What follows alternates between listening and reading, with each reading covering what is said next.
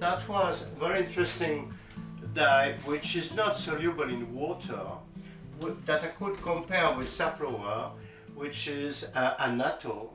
So Annato for orange, very brilliant orange. So orange with a poor quality of red is giving a very brilliant scarlet. Okay. If you're interested on that, I can have a word about now Annato and tannin. Yeah. Yeah. At the Renaissance, there was a big discovery field, a big field of discovery by traveling. People were discovering Eastern countries, developing silk from that, but they were also discovering Western countries. And from the West came incredible dye stuff. Among them was the Annato. Annato was a little tree giving that kind of fruits, and when opening them you have some seeds in. So these are a bit old, but you can see how it is. So the seeds were used by native Caribbean people and also in actual Venezuela and Guyana, and people were crushing that together with oil from other plants, and they get a kind of special oil to protect their skin against mosquitoes, because you can imagine in Amazonia there are insects there, and also against UV. So that was very interesting for European people. So they started to import that kind of fatty preparation, but they were not very successful until some Western people investigate to make another type of extraction with soda ash. So they did prepare some types of extract, but what we must know is that inside of the seeds you have two different coloring matters coming from the same group of carotenoid. They are not soluble in water. That's why people use it with fatty substances, but you can also use alkaline, but the bixin is only soluble in fatty substances, and the norbixin is soluble in alkaline solution. So Europeans were using one or the other, but they never had the two different types because they were not experienced with modern chemistry, I would say. We can have a very good extraction of the Annato, so that's a very fresh quality, very beautiful fresh quality here. We will treat this Annato to get the maximum by using something which is alkaline and containing fatty substances at the same time, which is the soap. So that's interesting because you will see that the Annato is not soluble even in hot water. You can see that. Yeah. There's very, very poor solubility, of course. But if I put a little bit of soap, the bixin will be dissolved in the fatty part, and the norbixin will be dissolved in the soda, which is the other part of the soap. So that's interesting. So you will see that very, very quickly we'll get a dark orange, saturated shade, and we can continue the operation until the seeds turn black, because the color is just coating the seed, it's not inside. So the seeds are black and coated with kind of orange powder. So you will see how quick it is and how simple. So there is no use of crushing the seed, wouldn't no, it? no. Okay. All that is folklore, but we don't need. We rinse the surface of the seed. Okay. Of course, I am adapting. I'm not trying to copy what they did before, because some people, they did not understand what they were doing. So I need a strainer. I will prepare everything, and I will show you how to dye with this. That's interesting because it is, despite it is American, it looks like Eastern style with a safflower. I mean, we don't rinse because it's not polar, but we have an alkaline extraction and then we precipitate the color by putting it in an acidic solution, looking like the safflower. That's interesting because we could extend this process to other dye stuff, no doubt, but people are not really investigating nowadays. They want a ready-made recipe, but we probably have plenty of things to investigate. Oh, certainly. Okay, so I need a strainer. Okay, so we will dye this already washed piece. So that's very easy how to proceed. Normally we wait for the whole seed to be discolored, but well, it takes a bunch of time. So by anticipation I will show you. So we can strain one part of that. Of course, if you like to calculate accurately the weight, well, that's just a process. And then my silk is taking naturally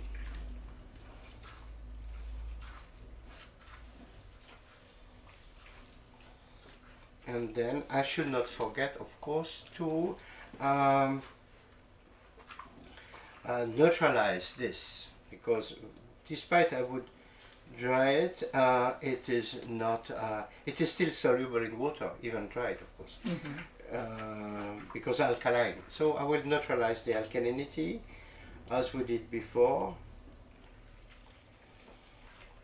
So that's interesting to see how easy it is. So I will save one pale shade and then I will have a darker shade, okay? Mm-hmm.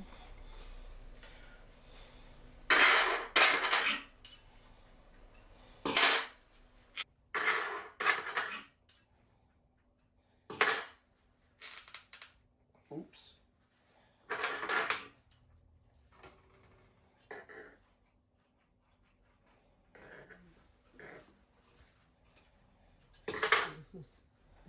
So that's the pale I have to change the card. version It's here. already full. Hast du mit ihm dabei? Ja, natürlich. Ich meine, Michelle hat so viele Ideen, dass die Kärtchen She has to change the card. Yeah, Oh. yeah, no Shall problem. I have No, to no, no, repeat? it's the other one are writing it Okay. just shortly. I mean, you have so many ideas that this memory card are just Oh, sorry. getting full very. Done? Thank you. It's was it just So baby, I have enough time for a cup Don't of worry, I coffee. have to, these are writing, so it's not a problem. So, okay, so we have to be patient. So I will prepare the fixing agent here. For the circumstance, I will use the same, of course, citric acid.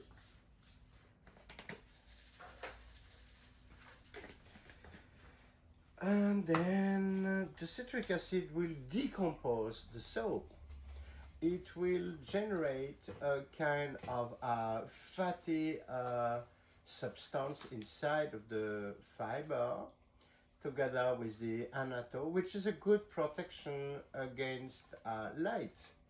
So that's very interesting because, you know, we come back to the Amazonian style, Amazonian knowledge that we don't really know in detail, but we are quitting the Western style with the soda ash just to get that of soapy, so we can include some fatty substances. If I had enough time, I could do that also with the safflower. You will be really astonished, but we didn't have enough. This has been proved that those fatty substances can act as a very good anti-UV. Okay, so I need just 1 minute more and then I will fix it inside. When Or you maybe say anti-UV, what does that mean? it means protection against the injury of the light. Okay, sorry, I didn't know. Okay, the ultraviolet. We say that because we don't say light fastness, but it's the same. Okay. Okay, so ready to fix the color here in the citric acid solution. And you see that it turns beautiful.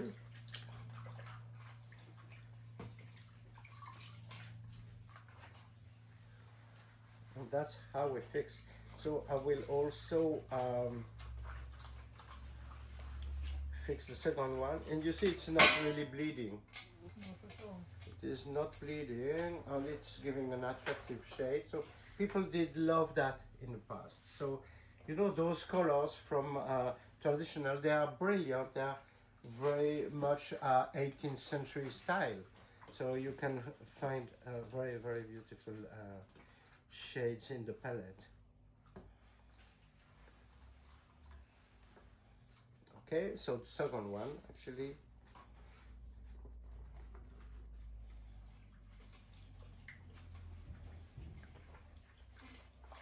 So we will have the two shades.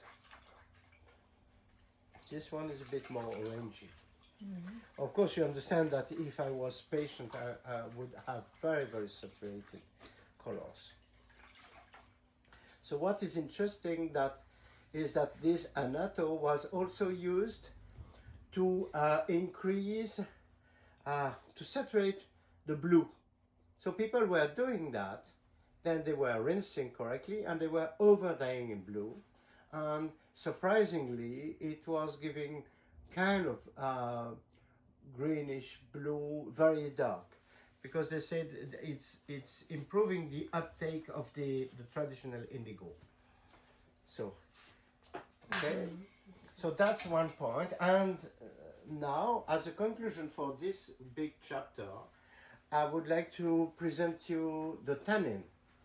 So the tannin, what we call tannin, is there are two types. We will use the condensed, what we call condensed tannin, which is the one from Kutch, Acacia catechu. Okay.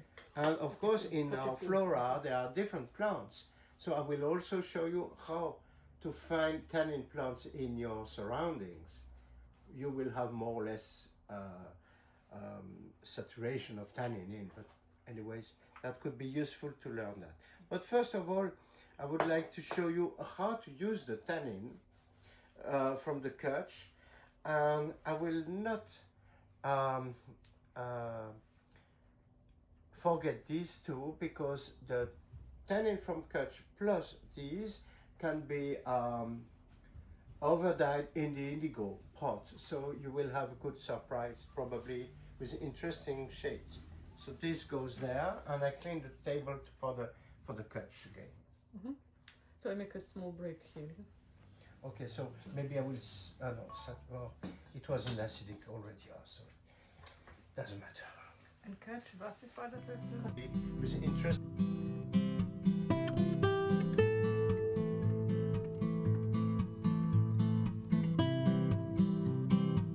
This color, and that's a good base to get.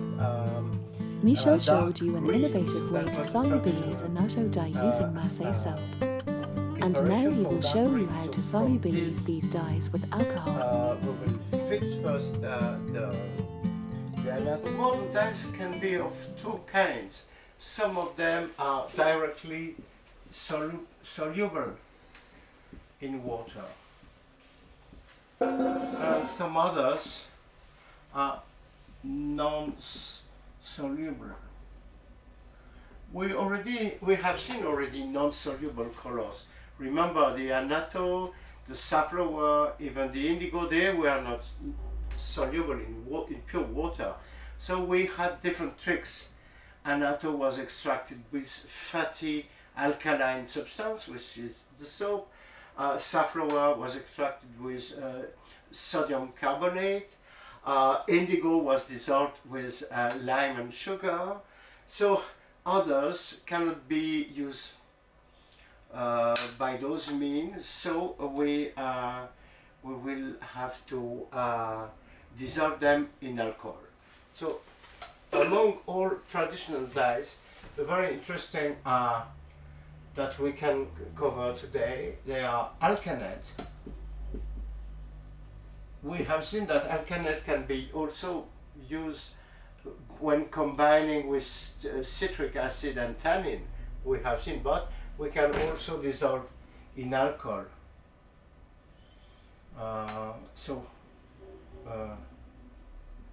Those non-soluble needs alcohol, alcoholic solution. So alkanet and some so-called red woods. So that's interesting to say that among these redwoods we have sandal, which is a kind of general term for many different woods, including what we call African sandalwood, which is a pterocarpus. So you see. So this is interesting because it is very well used by woodworkers to make furniture and different things. So you can save the chips. We have some chips here, I will show you. So we can even make powder from these chips and have very good thing to dissolve in alcohol. Let's start with the non-soluble thing. So I did put some of this powder, sandalwood powder, which is pterocarpus, and I did put it in alcohol. So this one. So this alcohol, ordinary ethanol, and then it was not soluble in water at all, but in ethanol it gave something. So this is how to process. We can consider that this is an extract. So I will take some hot water. So this is the pterocarpus. So I put some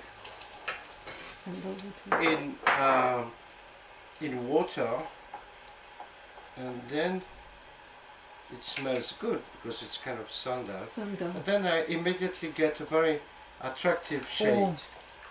So people like it, and then if I like it more saturated, I just put a bit more, and so on. So that's very easy.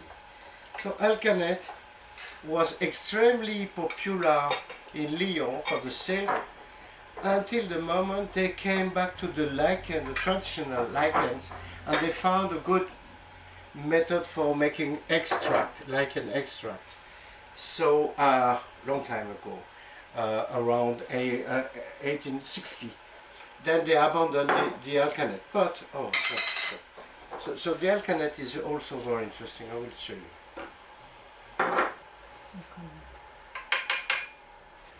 So now you can see that you get very interesting purples, and this shade was extremely popular for silk. People did like very much this alkanet, and they were combining, of course, associating that with different colors to get all kinds of shades. So you see, that's interesting because the water is super clear. So that was the way. Of course, if we evocate this word of polar dyes, we will also have an interesting range of shades. So that's funny that we can even mix all those things. Of course, one may think that I put an excess of everything. You're right, I put more to speed the reactions because we are filming, but normally if you are patient, a good dye requires about 1 hour because the carmine you buy is made with synthetic indigo. We will come back to this demo in tutorial 4, the Big Silk Workshop.